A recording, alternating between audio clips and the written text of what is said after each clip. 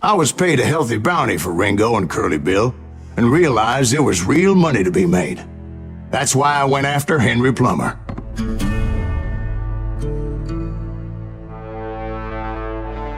Wasn't he the sheriff who augmented his income by shaking down miners and robbing gold shipments? That's the one.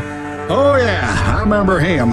He ran that gang of thieving outlaws called the Innocents. So it's true that you went toe-to-toe with him? Indeed I did, son. Indeed I did.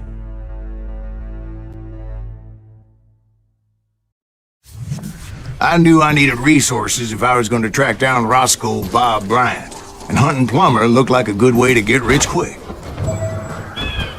As the local vigilantes exposed him as the leader of the bandits, and put a generous price on his head. Plummer rallied his gang to plunder one last gold mine before making their escape, and that's where I thought I'd find him.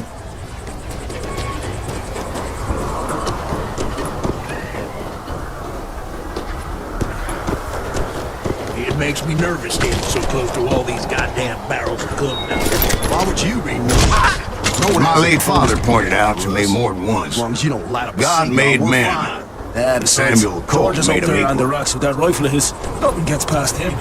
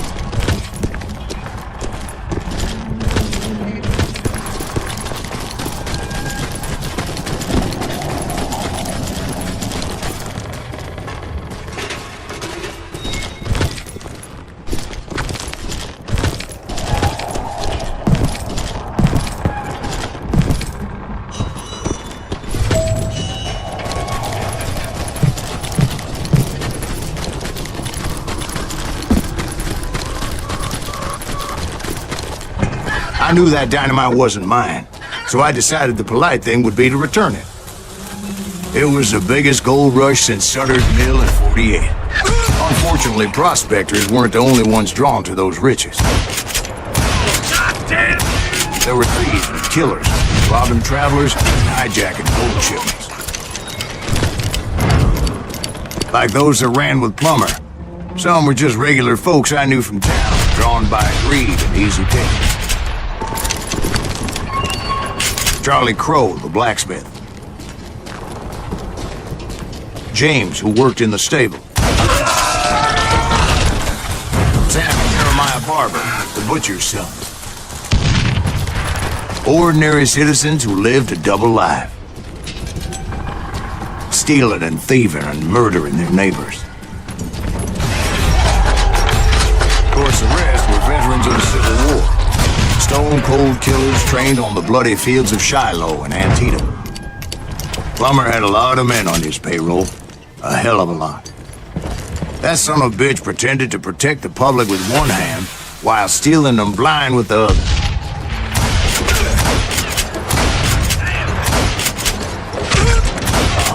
Dangerous, desperate individual. I was outnumbered and in way over my head, but I was too damn stubborn and stupid to realize it. They must have thought I was touched. Or had some kind of death wish. Seeing as there were barrels of gunpowder everywhere. I thought I was some kind of hero. I finally made it past and headed on to meet my destiny.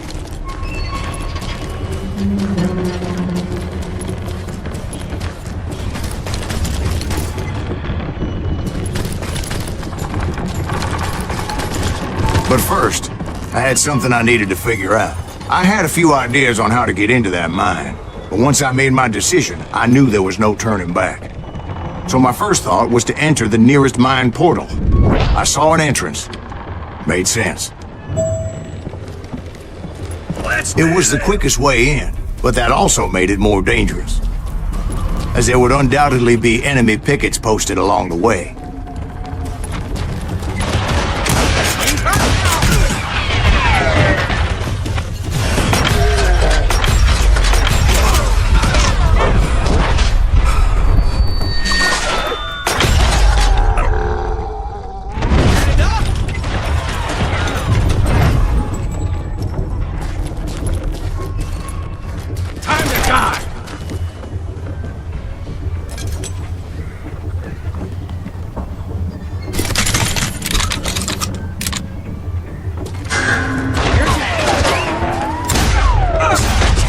Once you enter a mine like that, it's easy to get all turned around. And that confusing maze of corridors wouldn't even be the worst of it.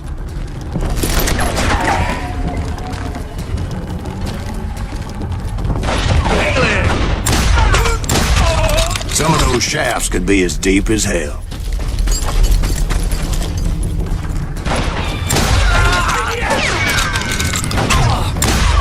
A single stumble or misstep can easily end in a deadly plunge to oblivion. I do not deserve to die like this!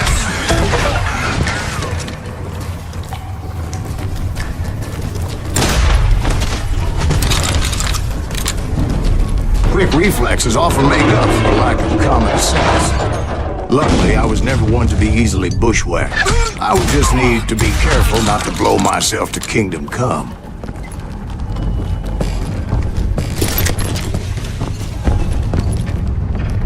With all that gunpowder and dynamite everywhere, a body has to know what he's shooting at. Come on out, you yellow bastard!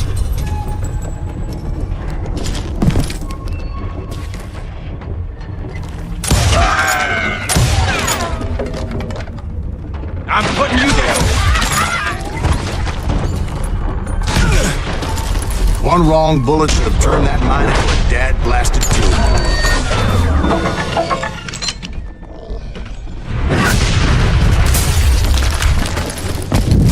I freely admit that my plan of attack is not just moronic, but clearly insane.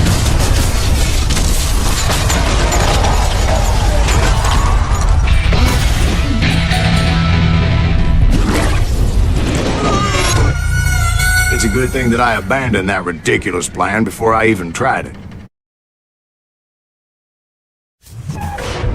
Instead, I spotted a ladder, a way into the mine from the opposite side.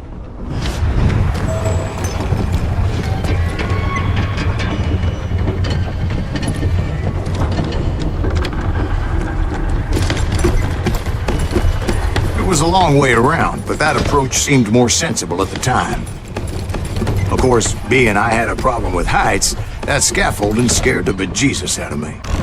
Climbing down that ladder required some caution, because even though I had a younger man's reflexes, no man can dodge a damn bullet while climbing down a rickety ladder. I needed to make a leap of faith. I was determined not to give up, however. That Sheriff Plummer seemed quite the despicable character. When the vigilantes discovered what the sheriff was up to, people were outraged. That 10,000 they put on his head would go a long way to helping me find old Bob. And I had made it my mission to settle that story from hell or high water.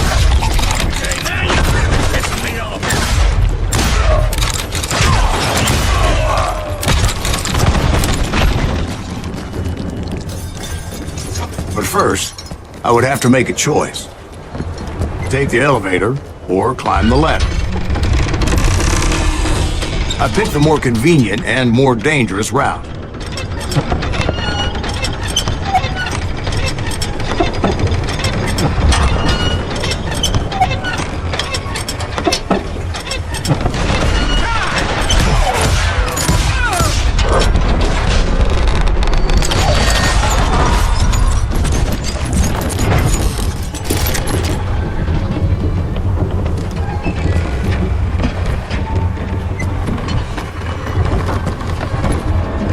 Plummer was a mad dog killer, and the people of Nevada City deserved it.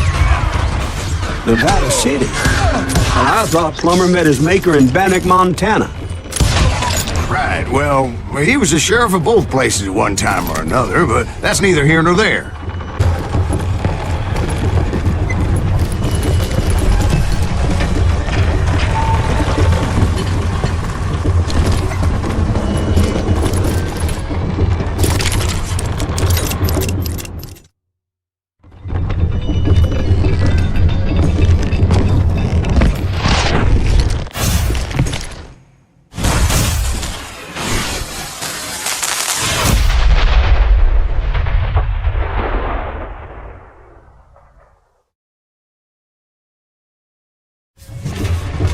They're gonna bury you in a million pieces! This day is just getting worse and worse for you.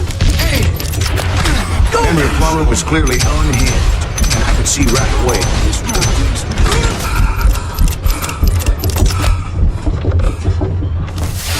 What do you think I'm doing? No! I'm going all medieval on your ass! I need some help here! I got a lot more dynamite than you! Take this cocksucker out!